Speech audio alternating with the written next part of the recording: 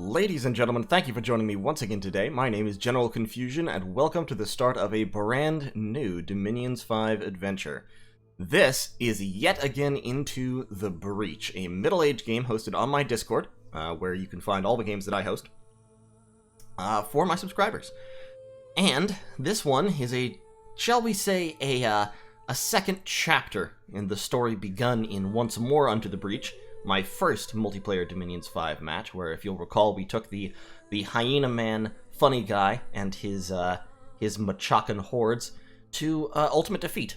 Ultimately, early age Machaka was destroyed by the ravenous armies of Hinnom and the Rephites, and funny guy fled into the darkness, never to be seen again as the new Pantocrator ascended. Or did he?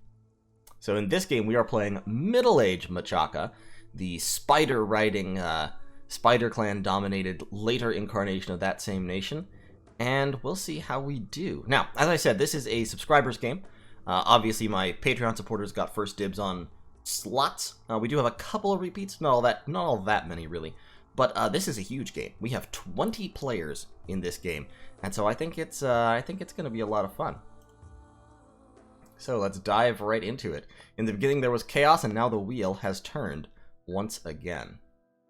So here we are in Middle Age Machaka, and if we look here, we can look at the Pretenders of the World. Renovatio Imperii of Ermor, Scrooge McDeath of Sceleria, Pimperella Zuckerschnut of Pythium, Toxic Manculinity of Man, Christine of Ulm.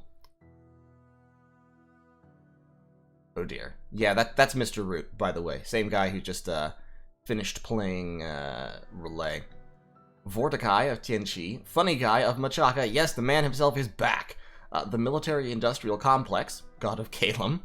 Smokey the Carrion Bear of Asphodel, Yagrum el Guapo Bagarn of Vanheim, Large Samoan Attorney of Vanarus, Monkeys at a Typewriter of Bandar Log, Tom Cruise the Last Goblin of Shinuyama, the Right Pretender of Ashdod, First and Forsaken Lion of Uruk, Air Taxi to Mordor of Nazca, Statue of Nikola Tesla of Phaeacia, nor Squid or Kid of Atlantis, Master Blaster of Relay, and Eva Nigoki of Is. So, we have several people returning from Once More Unto the Breach here. We do have, playing Uruk, we have Kronos 12, who was, in the last game. We have, where'd he go? Oh no, we have Haerdalas coming back to play Tianchi. Unfortunately, I wanted to get Althea as well, but unfortunately she had prior commitments and couldn't commit to the game, so she was not able to return, so instead we have Jakalor playing Ashdod. Where'd Ashdod go? Where'd Ashdod go? Ashdod's in here. Trust me. You gotta believe me, guys. There it is. Ashdod. The Right Pretender. And then we have a whole bunch of subscribers. So we've got Jakalor playing Ashdod, Nasajin playing Caelum, General Sinwah playing Vanarus, Phaonix,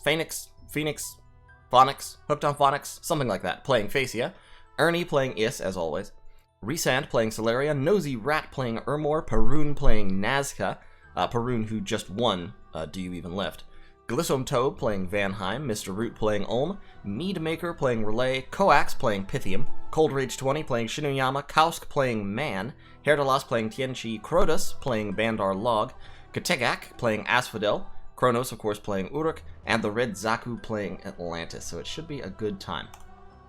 Now, Middle-Aged Machaka. We've talked about Middle-Aged Machaka. They sort of suck. You may notice I don't have a god on the field, and that's because I am memeing hard right now. I am trying strategies, shall we say. And mainly, partially because, if you'll recall, Funny Guy was a rainbow. He was a great, a Buddha Father, one of the national Machakan rainbow chassis. Now, I don't have access to the Buddha Father from Middle-Aged Machaka. Buddhas, you don't have access to them. But I do have access to other rainbow chassis, including a national one. And so what we've done is we took a weird, powerful bless. Now, this bless is designed to make these black hunters, if not super good, at least good enough to expand effectively with relatively little recruitment. So, here's the thing about Black Hunters, right? Black Hunters have low hit points, but very high protection, decent attack and defense skills. Not as high as they could be for this price, but decent. And then they have multiple attacks, including a web attack, which webs 6 people in place. And when they're stuck in place, they can't fight back. Then they have the Spider Fangs, which do death poison. They have a Lance Charge, so on their first strike, they get an extra... The heavy weapon is limited by the wielder's strength, so a maximum of 11 extra damage, total of maximum of 28. Plus they have a Spear, which has length 4, and length 4, because they're a large dude, means that this spear is actually really good at repelling enemy attacks, because it can repel pretty much any enemy attacks. Repel is linked to your attack skill, so what I've done with my Bless is I've taken attack skill plus, and I've taken Blood Surge. I've also taken Undying plus 8, so because I wanted death, and I wanted to make sure that they could kind of stay in the fight a little bit longer, so if they go into negative HP, they will keep fighting as the human version, and then when they die after the match is over, they'll just turn into the spider version, and that's fine. I also took a little bit of extra morale just in case, because the spider version has fairly low morale. And magic resistance, because all versions have quite low magic resistance. So, here's the idea. And I've tested this, and it works out really well against independents, overall, most of the time. The Black Hunters charge in. They hit somebody with the Lance. With the +2 attack skill, they're attacking with attack 15. They're likely to hit, and they'll probably kill someone with the Lance hit, because their combat speed is high, and they get a whole bunch of extra strength. So, the Lance hit kills somebody. That triggers the Blood Surge. That pushes their attack skill up by another +3. They now have attack skill 17. At attack skill 17, that length 4 spear can repel a lot of attacks from independents, and their web attack is extremely likely to hit. So what happens is they web one guy, they repel attacks from the other two guys in the square that's fighting them. If they do happen to take one hit, they can usually tank it on their armor. And then the spear and the spider fangs can cut down the people who are webbed and thus have 0 defense. It works pretty well. I've expanded with 8 Black Hunters into, I think it was 60 Barbarians, and they came out fine. I think I lost 2 of them. So, it works. Now, does it work as well as, say, having an Awake Expander? Maybe not, we'll see, but it does give me really good scales. I've taken Turmoil 1, Productivity 2, not Productivity 3, just because I found this ratio with the Turmoil, which I kind of had to take. Productivity 3 was a little bit wasted, in terms of my resources sort of overflowed if I was recruiting anything except Machaka and Hoplites. Growth 3, Luck 3, I think luck is important when you're playing a bad nation, and Magic 3. So, is this sort of a meme build? A little bit, but I think it has a shot. So, for my first turn, we're going to make Shinuyama the Prophet, and we're also going to have to rename him. We're going to rename him the First Straight Man, for Funny Guy. You all know, that's not a sexuality thing, you all know what a straight man is, in terms of comedy. We're going to send Kimbuka, let's send Kimbuka north, because Nasajin made this is a cartographic revision map for 20 players. Nasajin actually looked into it and wrote down where everybody was, and posted it up on the Discord, and Nazca is up here, so sort of scary. We're going to start off by recruiting 2 Black Hunters, which is what we can afford with our resources. And then we're going to pump out... we can recruit 1 Machaka Hoplite. Let's recruit 1 Machaka Hoplite. And then with our remaining resources, we're going to recruit a Sorceress. Sorceresses, pretty good research monkeys. Especially because with my Magic 3... Boy, I can't say words. Just spit it out, man. With my Magic 3, they have 14 research points each. I keep wanting to say research. 14 research points each for only 85 gold. Very, very solid. Plus, they free spawn shitty spiders. So if I need more shitty spiders, that's the way to get them. We also have some archer mercenaries we could hire, but I'm not going to spend the money on them just yet. And so, that's my first turn. Couple of spiders, Machaka Hoplite, Sorceress. We'll see what's around us. And hopefully we'll take these provinces first for the income. These provinces, I think, will be much, much richer than these 2 wastelands. Like, that one is a pretty garbage province, really. But taking anything will let us hop up to recruiting 3 Black Hunters per turn, and then hopefully 4. And, like I said, those Black Hunters, they can expand very effectively. And with a 14 magic resist, they will actually even do pretty well in combat, so long as we're careful with them. Later in the game, we'll mostly transition to recruiting Spider Knights. Instead, we have... with Turmoil 1, our recruitment points will never allow us to recruit more than, like, about 5 Spider Knights, 5 or 6. But Spider Knights are pretty solid units as well. High prot, okay stats, and they do have the web attack. So, you mix them into the front line, they're only combat speed 12, so they can't move very fast as cavalry. But you mix them into the front line, and that web attack and the web spit, if they're behind your front line, can be very effective. You can really gum up a whole bunch of the enemy, and that can do some work. So, should be an interesting game. As I said, 20 players, and all the cancer is here, too. We've got... I didn't ban any nations, just because I kind of wanted the new players and such to be able to do whatever they wanted. So, we have Ermor. We have Sceleria, which is also pretty scary. We've got Asphodel, which you often don't. That's a little piece of the cancer that, that you often don't see. We've got Ashdod, so we've got the superpowered giants as well. And we've got Nazca. So all four of how do we say, the worst nations. All four of the worst nations are here. And then we also have several water nations. We have Atlantis, Relay, and Is. And then a whole bunch of regular guys. I think... So we have this huge ocean right here. I think all the water nations and Phaeacia are all in this ocean. I think Phaeacia is either there or there. So, good luck to them. In any case, should be interesting. We'll see how long I can go. As I've said, middle-aged Machaka is a bad nation.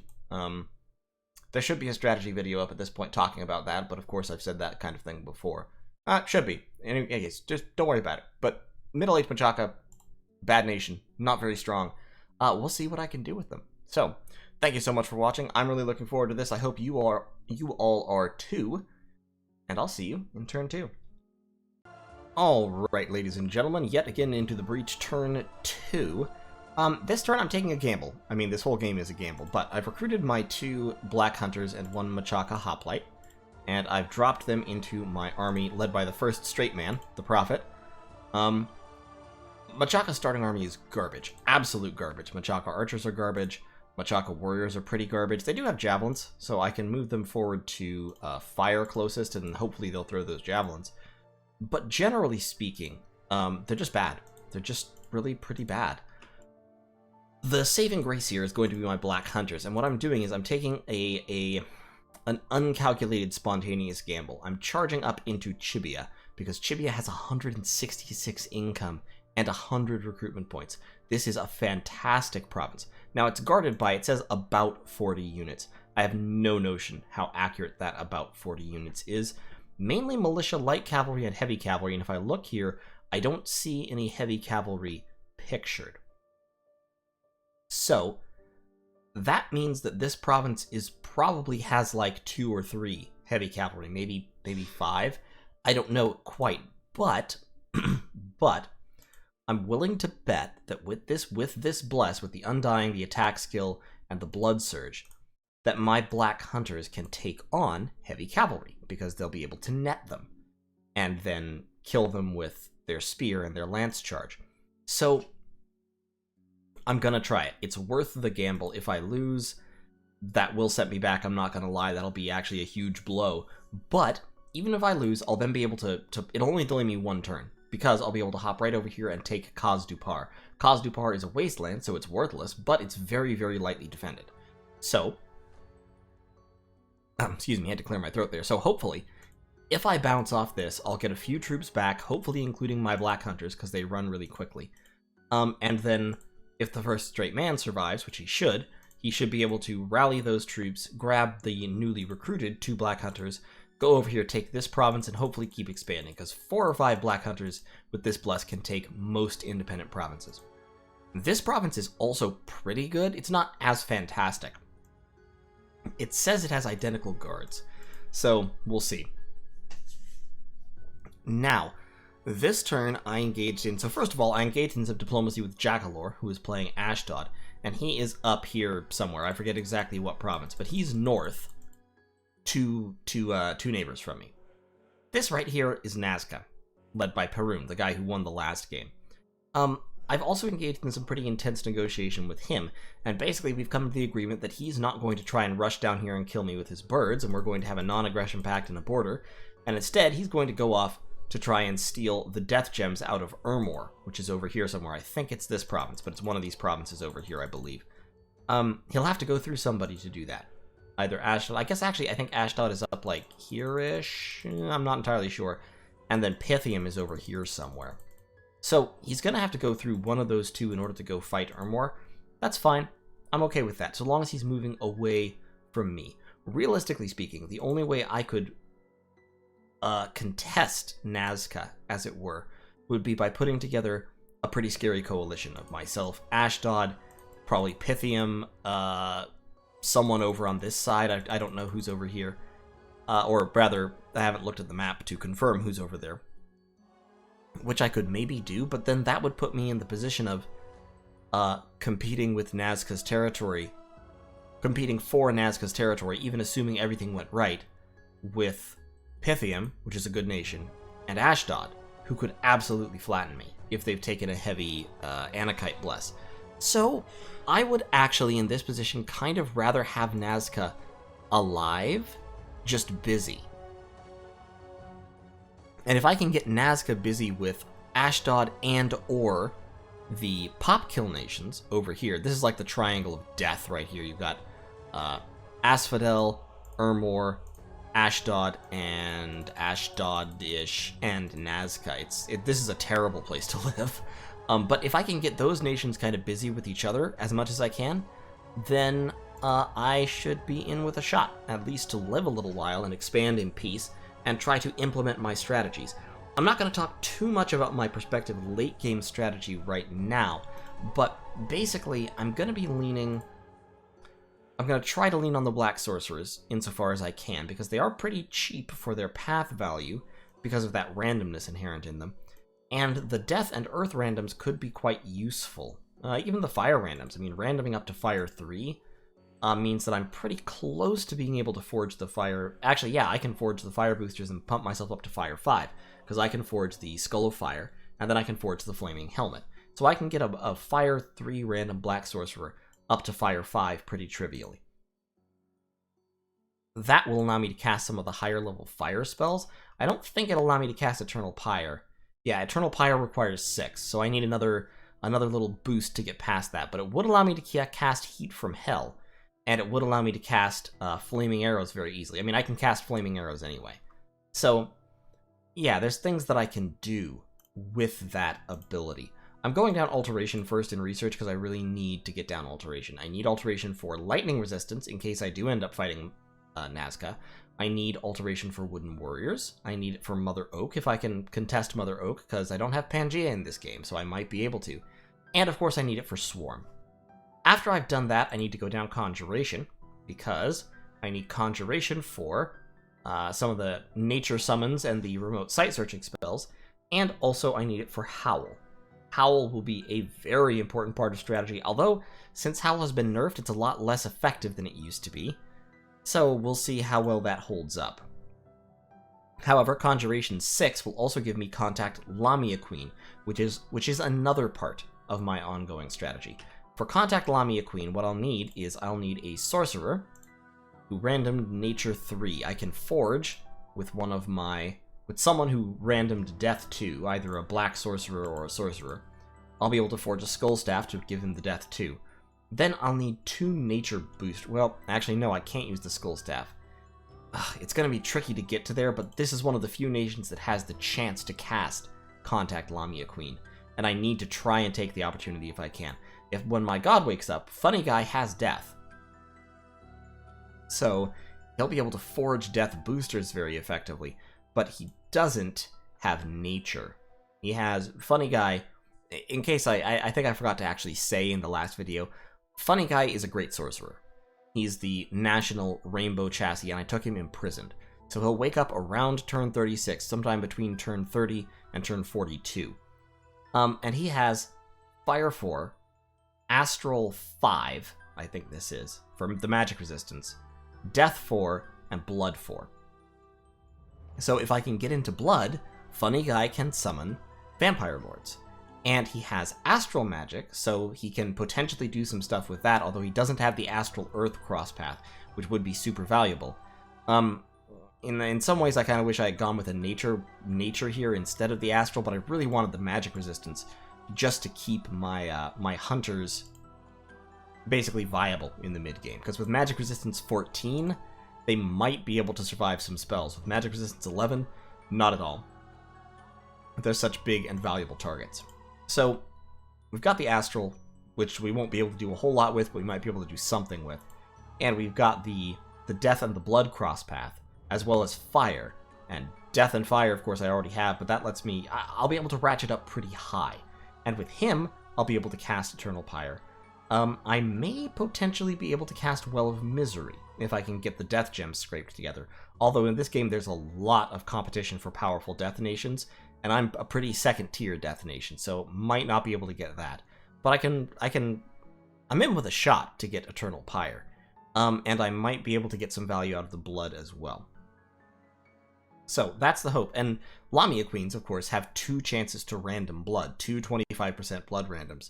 So, there's a decent chance that if you summon a Lamia Queen, you end up with blood that you can then start blood hunting with and ratchet your way up to get those Vampire Lords, effectively. Getting to the Lamia Queen summoning ability is just the thing. And like I said, it takes Nature 5. So, for that... what I'll need is actually a Skull Face, and then I'll need either a Thistle Mace and a Moonvine Bracelet, which is an Astral Nature Cross Path booster, or I'll need the Tree Lord's Staff, which is just a Nature booster. However, in order to have the Tree Lord's Staff, I need to have Nature 5 in the first place. So what I'm going to need to do is I'm going to need to either empower someone in Nature, or I'm going to need to buy a Moonvine Bracelet off somebody, which I think I can probably do. We'll see. Hopefully I can. Getting that Nature 5 will be very valuable, both for Contact Lamia Queen and, as I said, for competing for Mother Oak. Because Asphodel and Man are probably our 2 biggest Nature Nations. Now, they're pretty solid Nature Nations. Like, Crones of Avalon can random just Nature 4 right off the bat. So Man is a better Nature Nation than I am, and their native Nature income is pretty high.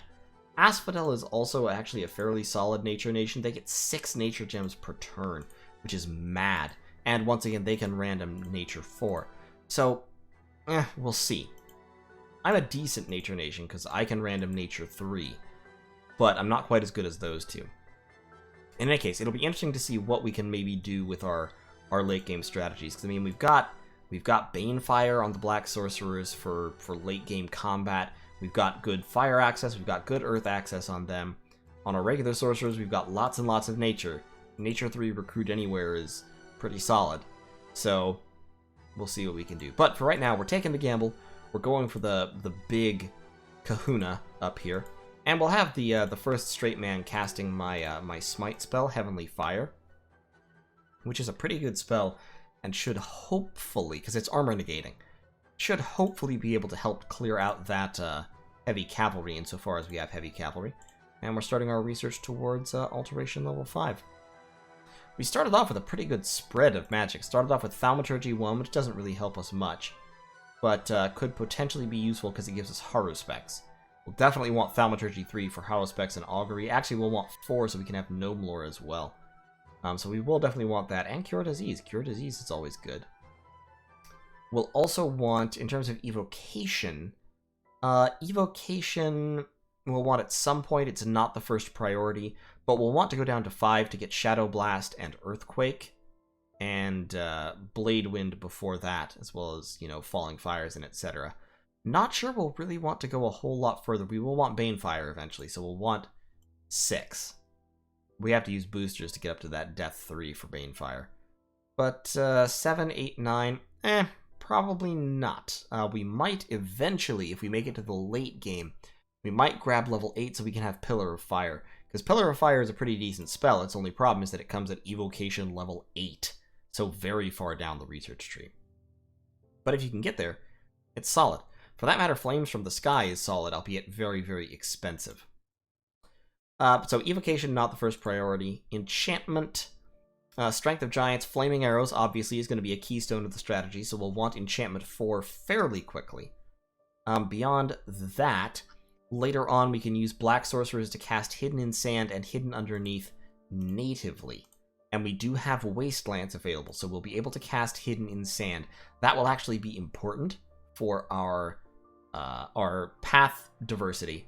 And so it's going to be worth saving up Earth Gems specifically to cast that spell. Especially because we do have Wastelands right next door, so it's easy for us to cast. But like I said, that's going to have to come after Alteration and some Conjuration. After that, we might go down Enchantment. We'll want to pick up the Thaumaturgy, but probably only once we've reached the point where it's late enough that we can pick it up very, very quickly. And of course, we'll want Construction, because we want Construction 6 to forge Lanterns, and we need at least Construction... Well, we also need Construction 6 to forge our boosters. On this nation, probably not going to bother with 7 through 9. We don't have the ability to make Juggernauts, and I don't know why they're Construction 9 in the first place. Siege Golems and Iron Dragons are, let's say, pretty bad, generally speaking. They're just not very great. And Poison Golems are interesting, and they have a Bane Venom Charm effect. But, as well as a Bane Fire Shield, which is kind of cool. But, I don't know, I've never used them. Maybe if I make it to the very late game and I'm in a good position, I'll actually research Construction 9 just so I can, summon some Poison Golems. That would be pretty cool. In any case, thank you so much for watching. I'll see you all in turn 3. Alright, ladies and gentlemen, yet again unto the Breach turn 3. We're moving through turns at a pretty good clip. This is actually, we had the last turn last night, and now this morning we have a new one. So, getting a turn in before work. Look at this. This battle was interesting. So, this was my, my stretch battle, as it were, my gamble, and look, they have more heavy cavalry than I was afraid of. So, this doesn't really matter. This doesn't really matter all that much. But this is scary, and they're on the flank. So I saw this and I went, oh no. Here's the first straight man, the Prophet, back there. Got my 1 Machaka Hoplite, my 2 spiders running forward. We drop the Divine Blessing. With the Divine Blessing, as I said, so their attack skill is now 14, and they have the Blood Surge active. So watch how this works. Alright, they rush in. They kill a guy. Yeah, their attack skill is now 17, and their strength is 14. So now, that spear is doing a lot of damage, and hitting very accurately, and repelling a lot, so they're not getting hit much at all. And the Spider Fangs are hitting very accurately. However, so the heavy cavalry charge around. They charge in against the first straight man. He kills one of them with a counter thrust, and instantly his attack skill is now 19. So watch, he has a disease, because he got hit so hard. He got hit so hard he developed, I don't know, herpes. And he's only got 3 hit points left, but watch! Watch this! He just holds them off! He just holds them off until the spiders can come back. If we look at the first straight man here, he got stabbed with a lance. He cast Heavenly Fire and burned one of the heavy cav down, and then repelled, hit but for no damage, repelled, hit for no damage. Yeah, just a lucky hit for no damage there. Hit for no damage, miss, hit. He managed to repel several hits, and then he just rolled really, really well for his defenses for the other ones.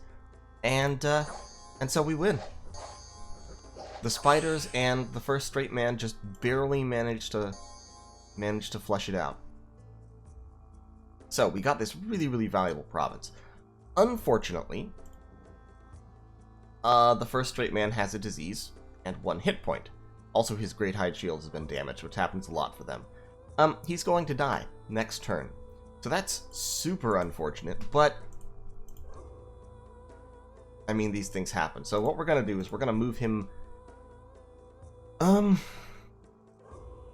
Actually, he's going to die next turn anyway. So we're going to launch him into this province. We're just gonna go for it. Down here, we've got 3 Black Hunters, an Eye of the Lord, and then a Bane Spider being recruited. The Bane Spider, of course, is an assassin, so what we can do is we can send him down here to this province that we really actually don't want to attack, because it's full of 80 barbarians. And then we can start assassinating the barbarian chiefs, or maybe up here and start doing that. And my expansion armies can keep on moving to other provinces while we slowly take these provinces through assassination. Which should work fine, because against independents, Bane Spiders are really good assassins. Well, against barbarian chiefs might be able to get us, but the Bane Spiders should be able to hit them early on and do a ton of damage. So I think I can manage it. I might lose 1 or 2 Bane Spiders, which is painful because it's expensive, but could help. Yeah, so that's the plan. Research still ongoing. In Alteration, we've got 2 sorceresses now. And do we have any mercenaries? There are mercenaries available. We could get 20 archers. But I'm not sure that 20 archers are really necessary to back up our black hunters. I think 5 black hunters can pretty much take on what they need to take on. The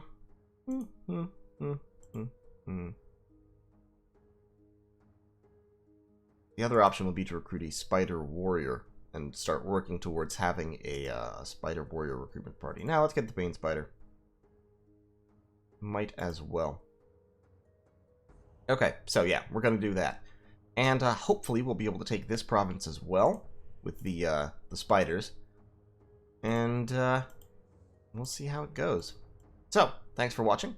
I'll see you all in turn 4. That was interesting. I had good hopes of winning. I definitely did not expect to win with my commander being about to die, but he should just barely make it to Ctesiphon before keeling over. And then we should have a second expansion party ready to go. So we should still keep up our rate of expansion. It is a little bit annoying that we're going to lose that guy. So what we'll need to do is... actually, no. In order to keep up expansion rates as quickly as possible, what we want to do is actually recruit. I don't have the holy points for it. I'd have to cut one of the spiders, and I don't want to do that. Yeah, we'll stick with the Bane Spider. I kind of wish I'd taken slightly higher Dominion, but I really couldn't afford it with my Bless. So, in any case, thanks for watching. See you in turn 4.